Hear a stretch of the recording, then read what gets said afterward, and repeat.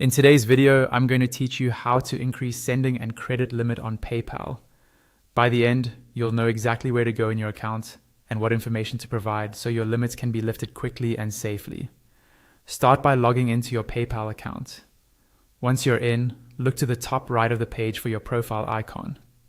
Click it, then choose Account Settings from the drop-down. You should land on the Account Access section automatically. Here, look for the row labeled Limits. On the right side of that row, you'll see a View button.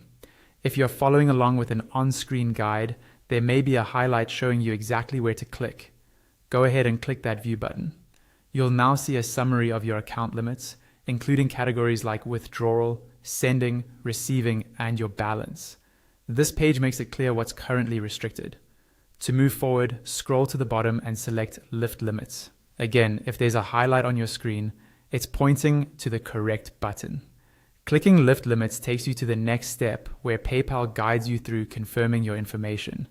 At this point, you'll be prompted to link your bank account. In the bank details form, start by typing your bank's name. When you select the correct bank, the bank code field should fill in automatically. This code helps route transactions to the right institution. Next, carefully enter your bank account number. Take a moment to double check every digit. Accuracy here prevents delays and ensures your link completes smoothly. You'll also see the name associated with your PayPal account. If you use PayPal for both personal and business purposes, you may see both versions of your name. Make sure the name shown matches what your bank has on file exactly, including middle initials, suffixes, or business legal names. A perfect match is important to avoid issues with verification or transfers. When everything looks correct, click Link Your Bank to finish. That's it. Linking your bank gives PayPal the verification it needs to raise or remove your sending and credit-related limits. It also improves your ability to move money in and out of your account more seamlessly. A couple of quick tips as you wrap up. Ensure you're on PayPal's official website before entering any information.